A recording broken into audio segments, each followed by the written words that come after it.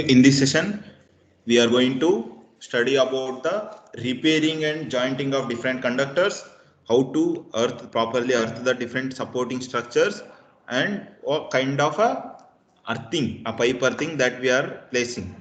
So let's have a start with the repairing of conductors. In the repair, sleeves are employed for repairing of CSR which have sustained surface damages, and this causing a few of aluminum strands to be damaged due to some any mechanical hazardous conditions. Repair sleeves are employed for repairing of conduit steel reinforced and which have the sustained surface damages. The surface of the conductors are normally damaged, and this causing a few aluminum strands to be damaged. Because of that, some aluminum strands may be get left out or maybe damaged. So in order to make, we have to repair the conductors.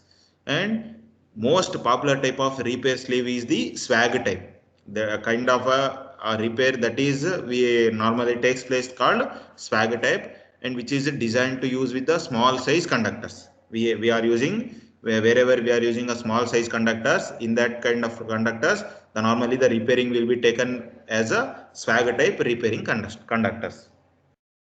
And for large size conductors, that is for small size conductors, we are using the swag type repairing, and for large size conductors, that is a bigger sleeves are employed, and a hydraulic compressor is used to test the sleeves on the damaged conductors. That is just like a gripper, a hydraulic compressor will be there, and this from in the compressor we are placing the conductors, and we compress the wires of large conductors, that is of large size conductors of bigger sleeves. We are placing in the compressor place materials, compressor places, and in that compressor we test the sleeves on the damaged conductors. This is about repairing of conductors. The next thing is the jointing of conductors.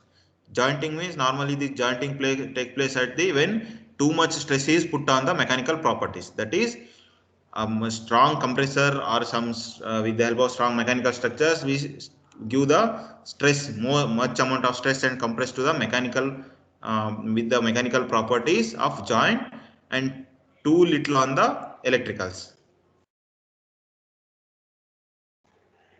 And some joints have occurred, some joint failures have occurred, some joint failures have occurred and effort conditions when the conductors was under normal temperature.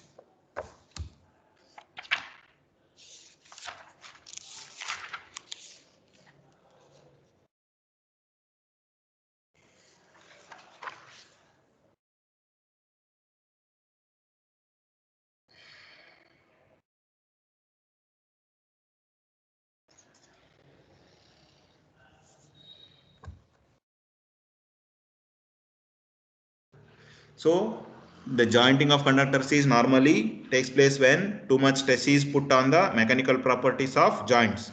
We have to put a strong stress on the mechanical properties of joints, and some more little amount of stresses on the electrical requirements.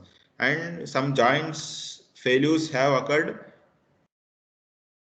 under fault conditions.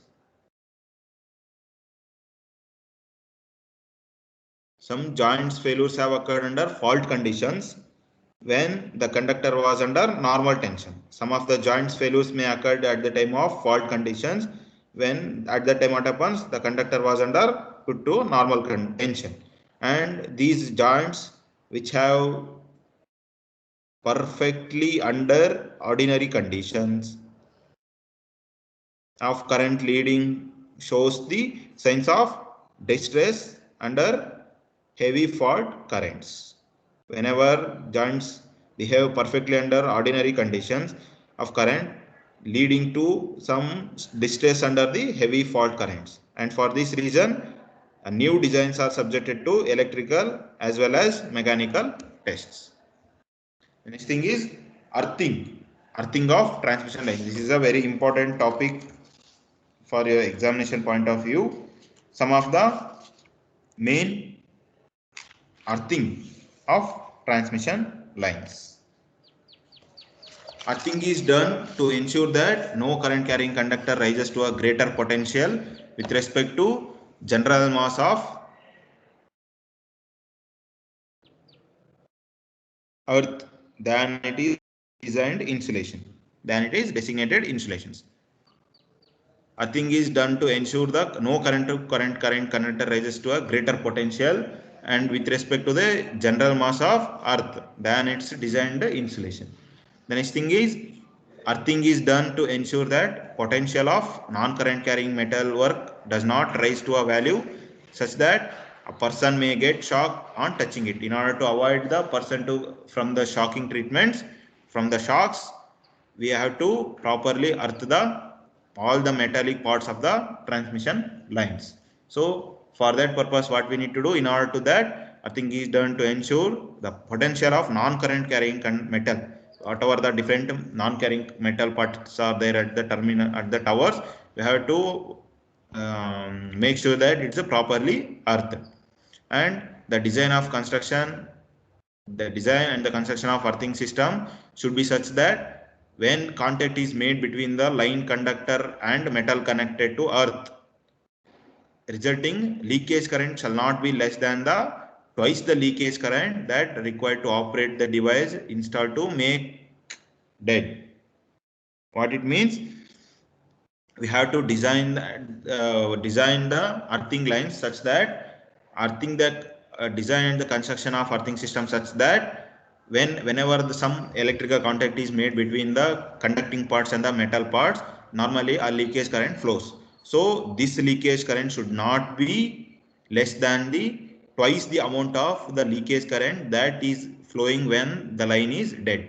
So whenever normally what happens, whenever the line is dead, at the time of device installed to make the line dead, whenever the device at the time of device installation and the leakage currents that flowing through that device should be a more than that of the leakage current that will be flowing whenever some contacts are made between the line conductor and body part of the metallic parts. So like that, we have to make sure the earthing of transmission line should be taken place.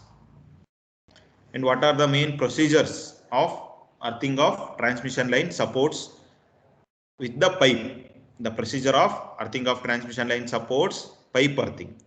So we are placing a procedure, we are following a procedure, we are using a pipe earthing here. See, this is the pictorial representation of pipe earthing. This is a line support. This is a line support and this is a pipe, the GI pipe which we are using for earthing purpose. These are the GI lugs which nut and bolts. These are the washers which supports the line support and this is the GI lug which supports the pipe earthing. These should be have to follow the standard values in order to make the effective earthing. So let's follow one by one. Earthing shall be done with the 2.5 meter long, 25 millimeter internal diameter GI pipe by driving it vertically inside the ground.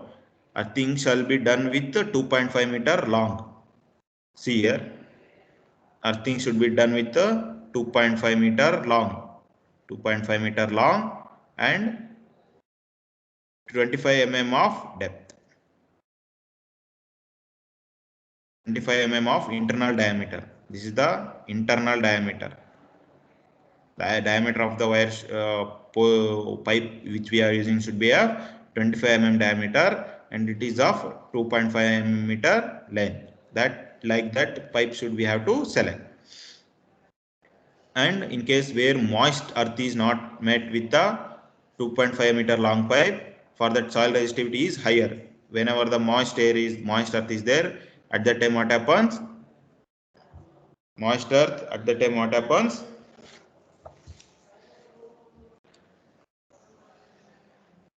That is 2.5 meter long pipe or the soil resistivity. Long pipe or the soil resistivity is higher whenever moist earth is there. So that what happens? The soil resistivity is higher. So the earth resistance after the earthing of support is not less than 5 ohms. The earth resistance what we are facing there should be of 5 ohms less.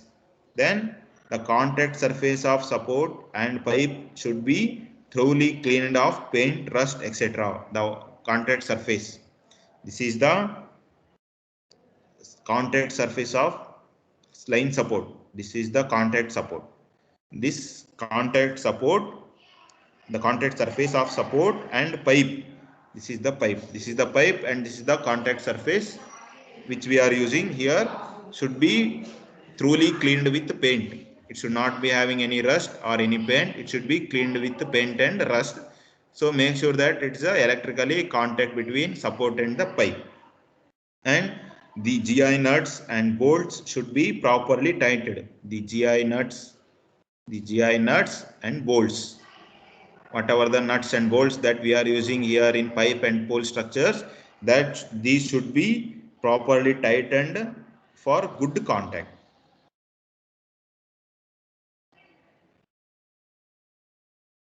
And next, the GI washer should be used with each bolt wherever the bolts are there now. Here the bolts, a washer should be properly used. GI washers. And GI lugs employed should be properly soldered. The GI lugs that we are using here are properly soldered with GS wire and connections with the pipe and support. This should be welded properly with the line and support. And MS clamps should be used for earth connections. MS channels. The MS channels should be used properly soldered with the and connections with the steel tubular poles. The clamp should be fit tight on the pole. The pole there now, this is properly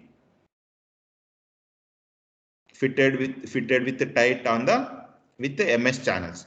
The MS or wooden lugs may be used to facilitate the hammering on pipe of driving it inside the ground. In order to drive it inside the ground, we can use MS or wooden lugs.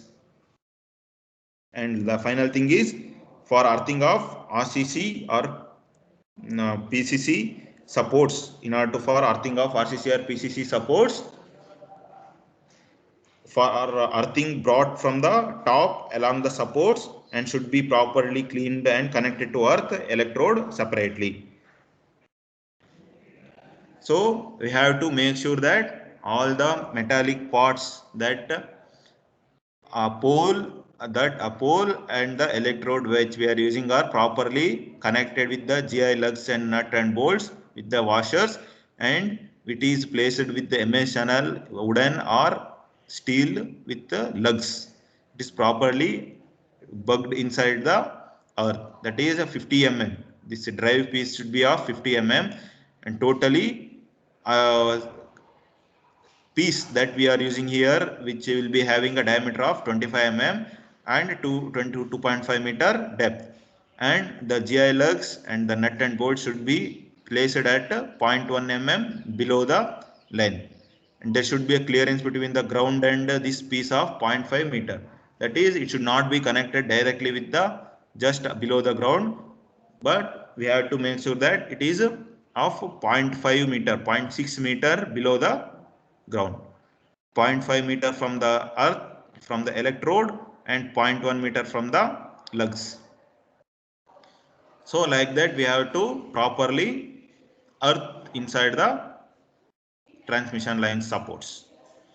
So this is enough for today. We will discuss the remaining thing in next session.